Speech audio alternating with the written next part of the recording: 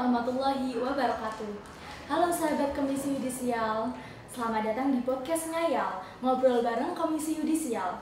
Bersama saya, Habibatun Nuzula, mahasiswa Hukum Tata Negara, Fakultas Syariah, UIN Kiai Haji Abdurrahman Wahid, Pekalongan. Tanpa menunggu waktu yang lama lagi, langsung saja kita sambut narasumber kita, yaitu narasumber yang paling luar biasa di Komisi Yudisial ini ya, penghubung Jawa Tengah, yaitu Bapak Muhammad Farhan, SSY MH. Halo Pak Farhan. Halo Mbak Lala. Bagaimana kabar Bapak? Alhamdulillah sehat walafiat. Alhamdulillah ya Pak. Bagaimana ya Pak perasaannya menjadi narasumber di podcast Ngayal kali ini Pak?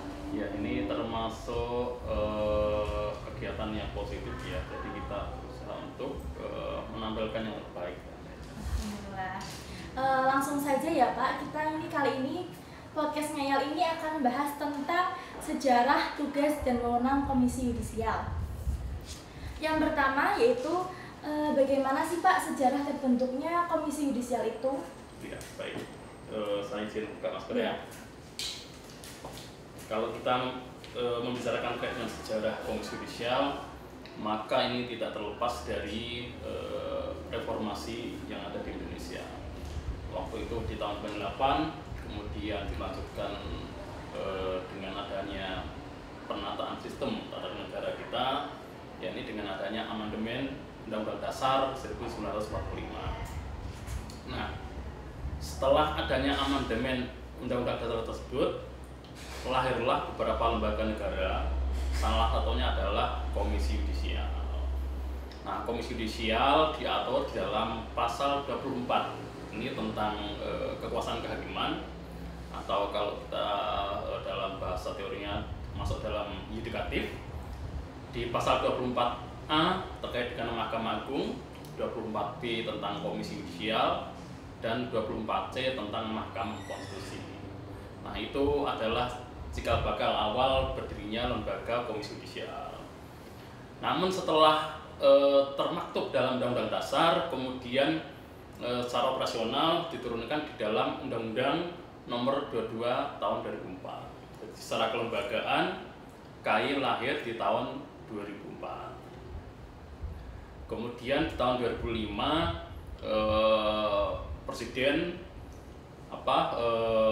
membuat pansel ya untuk mencari pimpinan KAI. Pada tahun 2005 komisioner jilid pertama Komisi Yudisial telah dibentuk. Nah, jadi terkait dengan secara kelembagaan tadi ya, dari Undang-Undang Dasar, kemudian diturunkan dalam Undang-Undang tahun 2004 dan 2005 komisioner dilantik. Itu sejarah Komisi Yudisialnya ya Pak. Lalu kalau sejarah penghubung Komisi Yudisial itu bagaimana ya Pak? Apa tiba-tiba muncul atau ada sebabnya gitu? Ya, jadi kalau kita melihat perjalanan lembaga KAI ini cukup ada dinamikanya. Kalau kita lihat merujuk pada sejarah ya, jadi di tahun 2004 Undang-Undang KAI lahir, ya kan? Kemudian tahun 2005 secara operasional komisioner juga sudah dilantik. Artinya sudah mulai bekerja, atau lembaga KAI itu sudah mulai melaksanakan tugas dan fungsinya. Nah, menariknya di tahun 2005 dan 2006 ya, itu ada semacam dinamika antar lembaga negara. Ya, karena KAI ini kan baru ya, dan kemudian memiliki tugas yang berwenang untuk pengawasan terhadap hakim, maka ada semacam upaya-upaya untuk melemahkan. Nah, diantaranya adanya uji materi. Jadi KAI lahir tahun 2004, kemudian di tahun 2006 itu dilakukan uji materi terhadap Undang-Undang Komisi Yudisial yang diajukan oleh beberapa hakim agung yang mengajukan uji materi ke Mahkamah Konstitusi. Nah, pada saat itu putusannya melahirkan beberapa kewenangan KAI itu dipangkas oleh Mahkamah Konstitusi. Nah kemudian tahun 2006 vakum ya beberapa tahun. Kemudian DPR melakukan perubahan karena tadi di banyak pasal yang dibatalkan oleh MK, kemudian KY tidak bisa maksimal, akhirnya DPR melakukan perubahan lewat legislasi, lahirlah Undang-Undang KY nomor 18 tahun 2011. Ini tentang perubahan atas Undang-Undang KY yang pertama tadi. Nah, dengan adanya perubahan undang-undang itu, kemudian juga memberi kewenangan kepada Komisi Yudisial untuk membuat yang namanya penghubung. Nah, jadi penghubung itu lahir karena adanya revisi atau perubahan Undang-Undang Komisi Yudisial. Jadi di pasal 3 itu disebutkan bahwa Komisi Yudisial bisa membentuk penghubung di daerah untuk membantu pelaksanaan tugas dan fungsi Komisi Yudisial di daerah. Berarti kan penghubung itu untuk membantu pelaksanaan dan fungsi ya Pak, tugas dan fungsi. Nah, lalu tugas dan fungsi Komisi Yudisial itu apa sih Pak? Ya, jadi kalau kita lihat tugasnya ya, tugasnya itu kan kalau berdasarkan Undang-Undang Dasar ya secara umum itu kan KY bertugas untuk menyeleksi calon hakim agung dan hakim ad hoc di Mahkamah Agung. Kemudian yang kedua, memiliki tugas untuk menjaga dan menegakkan keluhuran martabat serta perilaku hakim.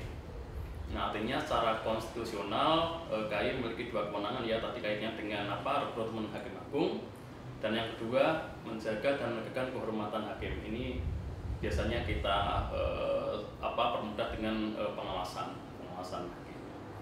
Nah, di samping itu juga KY memiliki tugas untuk melakukan advokasi, karena di satu sisi KY tidak hanya mengawasi hakim, perilaku hakim, tetapi di sisi lain KY juga harus menjaga.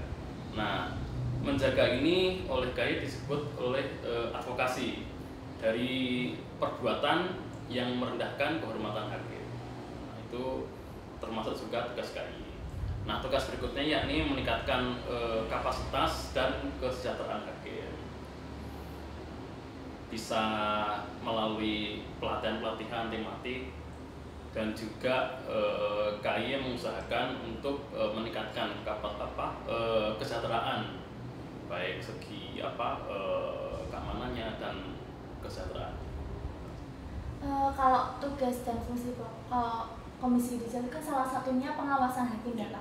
Lalu objek untuk Komisi Yudisial itu sendiri apakah hanya hakim atau bisa yang lainnya? Ya, kalau kita lihat di aturan ya, jadi KY ini hanya fokus pada hakim saja. Nah, kalau terkait dengan aparat yang lain, misalnya panitra, misalnya jurusita atau pegawai pengadilan, itu merupakan ranah kewenangan Mahkamah Agung. Jadi sudah ada porsi masing-masing. Jadi KY hanya pada hakim saja. Jadi kita sebagai pengawas eksternal hakim. Kalau di sini kan disebutkan ya Pak, tujuan Komisi Yudisial itu menjadikan pengadilan yang bersih. Itu kan benar Pak? Benar atau tidak Pak? Ya, jadi memang kelahiran KY ini kan sebagai upaya dari keinginan seluruh masyarakat Indonesia. Kalau kita melihat kondisi peradilan sebelum reformasi, itu kan sangat jauh sekali dari yang namanya rasa keadilan. Nah, setelah pasca reformasi, masyarakat Indonesia yang diwakili oleh parlementer kan, itu ingin menciptakan sebuah sistem baru, tatanan baru, yakni agar paling tidak bisa memberikan dalam penegakan hukum ya, itu sesuai dengan aturan mainnya. Kalau dulu kan terkenal eksekutif sangat mendominasi, bahkan eksekutif itu bisa mengintervensi bagian yudikatif. Nah, setelah pasca reformasi kemudian ada penataan lembaga-lembaga negara ada pemisahan kekuasaan yang baik. Nah, akhirnya paling tidak ada porsi-porsi tersendiri yang tidak bisa ikut campur dalam tugas masing-masing. Jadi yudikatif ya yudikatif, eksekutif ya eksekutif, legislatif ya bertugas sebagai legislatif. Nah, kemudian dengan adanya penataan lembaga itu ya harapannya ya kondisi peradilan semakin bagus, semakin bersih, dan itu merupakan cita-cita kita bersama. Lalu dengan melihat adanya tujuan tersebut, apakah ada hambatan-hambatan begitu Pak di jalannya?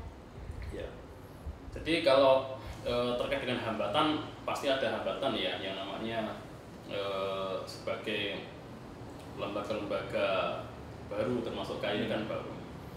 Jadi ya terdapat cukup banyak hambatan ya. Kalau saya minimal 3. Yang pertama kaitannya dengan anggaran, kemudian SDM, dan yang ketiga ini kaitannya dengan sarana prasarana. Artinya 3 hal besar ini kan hal yang sangat penting ya untuk menjaga ritme kinerja Komisi Yudisial. Kita ambil contoh kenapa saya SDM juga menjadi hambatan. Di penghubung KAI itu hanya sedikit sekali SDM-nya, hanya 4 orang. Sementara kita cakupan wilayah tugas yang diemban 1 provinsi, pasti tidak akan maksimal di dalam tugasnya ketika SDM-nya hanya sedikit saja. Itu belum lagi kalau kita menjangkau SDM yang kaitannya dengan kualitas, ya kan? Harus ada diklat, harus ada pelatihan-pelatihan. Nah, itu juga perlu menjadi perhatian semuanya. Kemudian yang kedua kaitannya dengan anggaran. Nah, anggaran ini KAI termasuk lembaga negara yang memiliki anggaran yang tidak besar juga dibandingkan dengan lembaga-lembaga negara yang lainnya ya. Tetapi paling tidak ini kan dengan anggaran seadanya kita berusaha untuk maksimal. Akan lebih baik lagi ya kan kalau misalnya kita diberi porsi anggaran yang proporsional, karena anggaran ini juga nanti memberi dampak pada kinerja yang dilakukan oleh KAI. Kita ambil contoh begini. Kita ambil contoh kaitannya dengan pemantauan persidangan ketika anggarannya terbatas, sementara laporan atau permohonan pemantauan itu banyak, maka yang bisa diakomodir hanya yang sesuai dengan anggaran saja. Misalnya ada permohonan pemantauan 100, tetapi yang dianggarkan oleh negara hanya 50. Berarti yang selebihnya kan tidak bisa di-cover. Kan tidak lucu ya, kita ada masyarakat melapor, ada masyarakat mohon permohonan pemantauan, sementara tidak kita akomodir ya dengan alasan yang klasik kan ya agak aneh gitu loh. Itu sebagai bagian kecil saja. Kemudian yang terkait dengan sarana prasarana itu juga menjadi hal yang sangat penting ketika KAI diberi porsi untuk itu. Misalnya kita ada bagian investigasi yang memerlukan peralatan yang baik juga. Kemudian ini kan sudah era digital semua ya, jadi ada server yang bagus, yang kompatibel, kemudian peralatan-peralatan yang lainnya yang intinya untuk mempercepat proses-proses dan kinerja-kinerja yang diberikan oleh Komisi Yudisial. Belum lagi ini kan juga nanti ada sharing data se-Indonesia, kemudian sharing data dengan lembaga yang lain, kan harus siap dulu kita kan gitu. Itu kira-kira gambaran singkatnya itu kaitannya dengan hambatan. Kalau cara pendukung Komisi Yudisial ini untuk memberikan pemahaman kepada masyarakat terkait pentingnya peran masyarakat untuk ikut serta dalam pengawasan terhadap hakim. Ya, jadi sebenarnya pengawasan hakim ini kan kembalinya ke masyarakat. Iya. Jadi kita ini hanya sebagai sarana saja. Artinya semua cita-cita peradilan bersih, kemudian kondisi penegakan hukum yang baik itu kan untuk masyarakat semuanya. Jadi masyarakatlah yang sebenarnya punya andil yang sangat besar dalam ikut mengawal proses-proses persidangan maupun proses-proses pengawasan terhadap peradilan dan hukum. Karena itu lagi, kalau kita kembalikan pada tugas lembaga maka tidak akan bisa maksimal, ya kan? Lembaga KAI hanya di Jakarta, sementara Indonesia terdiri dari 35 provinsi, ya kan? Terdiri dari ratusan juta penduduk, kemudian juga kaitannya dengan hakim. Hakim itu sekitar 9 ribuan, sementara pegawai KAI hanya sekitar 300-an. Nah, dan itu tersebar di seluruh Indonesia, ya kan? Artinya ketika tanpa adanya partisipasi aktif dari masyarakat, maka pengawasan itu ya tidak bisa maksimal. Maka oleh karena itu penghukum KAI juga terus berusaha untuk melakukan edukasi, melakukan penyuluhan, memberikan kesadaran bagi masyarakat. Mari kita bersama-sama untuk menjaga, untuk mengawasi proses-proses peradilan maupun aparat penegak hukum itu sendiri. Lalu ketika ada masyarakat yang melaporkan ada dugaan pelanggaran KPP Handiko, Pak, itu bagaimana sih Pak mekanisme penerimaan laporan dari masyarakat kepada pemimpin Komisi Yudisial dan terkait adanya pelanggaran yang dilakukan oleh hakim? Iya, jadi syaratnya mudah. Jadi kita memberikan pemahaman kepada masyarakat kaitannya dengan tata cara laporan. Yang pertama ada KTP-nya, ya, identitas bisa KTP, bisa SIM. Kemudian membuat surat permohonannya apa. Jadi kalau di KAI ini ketika perkara masih berjalan, itu bisa mengajukan permohonan pemantauan persidangan. Ketika sudah selesai atau sudah putusan, jika memang ada dugaan pelanggaran hakim, maka bisa mengajukan laporan masyarakat adanya dugaan pelanggaran KPP. Nah, di dalam surat tersebut ditulis kronologinya apa, kemudian yang dilaporkan siapa, kalau ada pihaknya siapa, nomor perkaranya berapa, gitu. Kemudian setelah suratnya selesai, membuat semacam tambahan data pendukung, misalnya ada data bukti pendukung apa, misalnya foto, rekaman, atau mungkin dokumen. Nah, itu juga bisa dilampirkan. Nah, kalau pakai pengacara maka melampirkan surat kuasa khusus. Nah, itu juga menjadi bagian dari tata cara laporan masyarakat. Nah, masyarakat bisa langsung datang ke kantor sini di Jalan Pamalasin nomor 10 Semarang. Nanti kita berikan konsultasi lah itu kalau misalnya belum paham masyarakatnya. Atau juga masyarakat bisa mengirimkan surat ke penghukum KAI atau ke Komisi Yudisial. Atau yang ketiga bisa melakukan pelaporan online. Begitu ya Pak. Masyarakat sendiri kan masih merasa enggan berurusan dengan pengadilan, yang mana dalam sepak terjangnya pengadilan tersebut, proses dalam pengadilan sering diibaratkan dengan kasus 1 ekor ayam menjadi 1 ekor kambing, lalu 1 ekor kambing menjadi 1 ekor sapi, gitu Pak. Lalu apakah dari kekhawatiran tersebut menjadi salah satu pendorong keharusan dibentuknya di lembaga yang berdiri secara independen untuk mengawasi hakim dalam proses peradilan? Ya, jadi kondisi tersebut sebenarnya itu sudah rahasia umum ya. Rahasia umum tadi sampaikan bahwa kehilangan kambing ketika berproses di pengadilan malah jadi kehilangan sapi. Artinya itu terjadi pada masa-masa sebelum reformasi itu banyak terjadi. Nah, harapannya setelah ada lembaga-lembaga yang terkait dengan pengawasan, kemudian ada lembaga-lembaga negara lain juga yang concern terhadap pelayanan publik. Nah, itu harapannya kejahatan itu tidak ada gitu. Artinya juga kita memberikan edukasi kepada masyarakat, ayolah kita sadar hukum ya.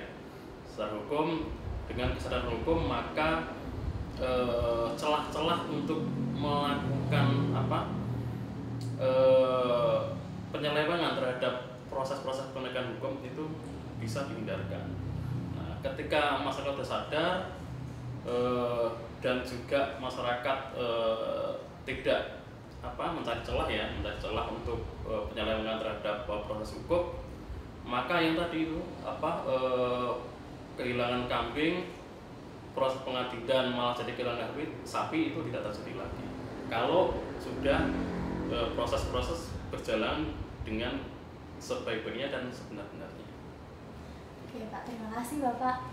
Untuk yang terakhir Bapak ada closing statement mungkin untuk masyarakat maupun mahasiswa yang menonton podcast kali ini.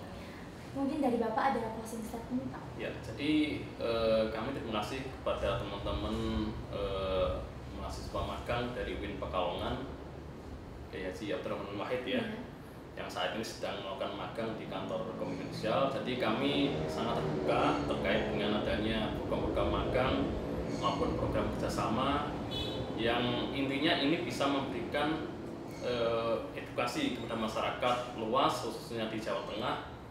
Mari kita bersama-sama berupaya untuk menjaga peradilan di Jawa Tengah semakin baik dan harapannya bisa memberikan keadilan bagi masyarakat, khususnya para pencari keadilan. Itulah podcast Ngayal pada kali ini. Semoga podcast kali ini bisa membawa manfaat kepada penonton di rumah. Saya selaku pembawa acara mohon maaf dan meminta izin. Wassalamualaikum warahmatullahi wabarakatuh. Waalaikumsalam warahmatullahi wabarakatuh.